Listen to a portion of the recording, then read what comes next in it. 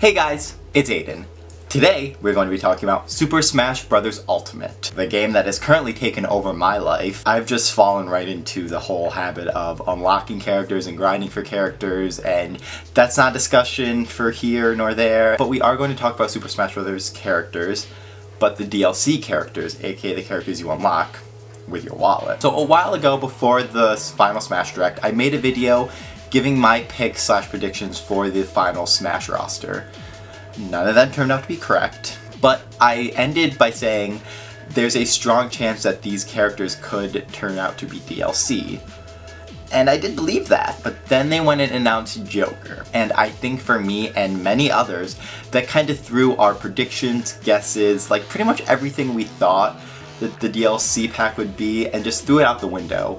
Because now suddenly we have a character from a game that's not even on a Nintendo system. Persona 5 is a PlayStation 4 exclusive. And yes, I know there's a 3DS game he's in, but no one's gonna think of that when they think of Joker. I mean, that kind of started its own conversation and rumors of Persona 5 coming to Switch, but in a way, this reveal set the tone for the rest of the Fighter Pass. And I think it's going to be a lot of unexpected characters. We've been told that it's going to be unexpected characters, so I and many others have been speculating that's going to be guest characters, you know, third-party characters who are not Nintendo-owned characters. And that is similar to what Smash Wii U did with the introduction of Bayonetta, Ryu, and Cloud, 3 characters that are not Nintendo characters, and you know, one of them hasn't even been on a Nintendo system. But I don't think every character is going to be third party. I think one first party Nintendo character is going to sneak their way into this, but we already do know that the 5 DLC characters in the Fighter Pass have already been picked by Nintendo, so there's really no like begging Nintendo or like fan votes this time. So we have 5 confirmed characters, one of them has been announced, the other 4 have not been announced, so let's get right at it. And when making my choices, I did a few different criteria. Like, they're now probably going to be characters from ongoing series that currently have games out. And unless it's a Nintendo Legacy character, I don't think they're gonna pull characters from a quote-unquote dead franchise. Except for one that we'll get into in a minute. We're likely gonna see characters from companies that Nintendo has fostered relationships with. So my first pick for a Smash DLC character is Tracer from Overwatch. You know, honestly, I mean, there's an argument for which Overwatch character. There's like 30 of them. But Tracer is, if not the one of the most iconic Overwatch heroes. I mean, she's the character on the Overwatch box art. You know, she is essentially the poster child for Overwatch. And Blizzard and Nintendo have fostered a very close relationship in the Switch generation. We've seen Diablo 3 come to Switch, and you know, there's always talks about other Blizzard games coming to the Switch. At this point, it's just a formality. It's just about announcing when Overwatch is coming to the Switch, and what better way to commemorate that by having Tracer in. And her abilities could be implemented in Smash in some really interesting ways. Her time travel mechanic, she could, you know, slow down time around her, kind of similar to Bayonetta. And, you know, who knows, the introduction of Tracer could lead to other Overwatch characters being introduced via assist trophies or spirits. And, you know, I think Overwatch for Smash is a given. Number 2 is BanjoKazooie. BanjoKazooie was part of that whole Grinch leak that turned out not to be true, but I still think BanjoKazooie is a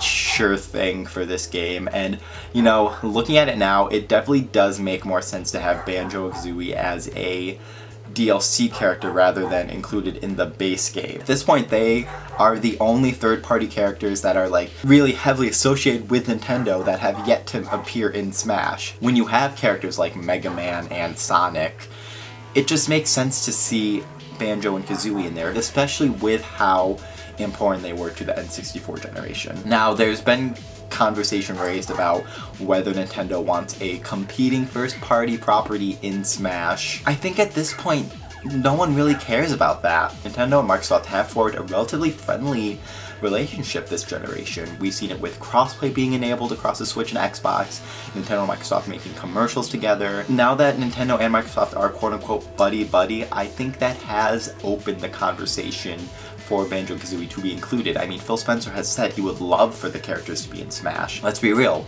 Rare's not doing much with BanjoKazooie now.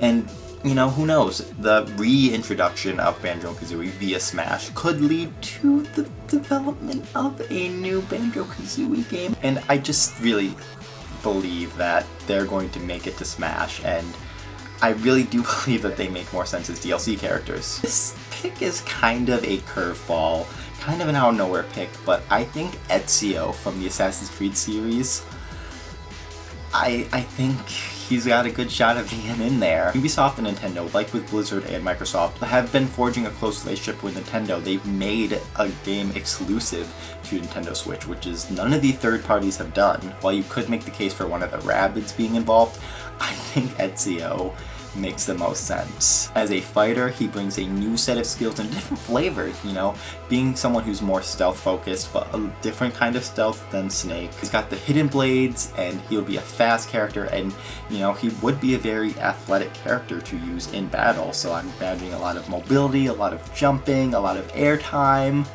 and you know, we've already seen characters like Bayonetta and Simon and Richter from M-rated games making it into Smash, so there's really nothing holding them back from putting Ezio in there. Plus, you know, Assassin's Creed is going to come to Switch in some way, shape, or form. It's just going to happen. Plus, could you imagine how awesome a stage from Assassin's Creed would be? Whew.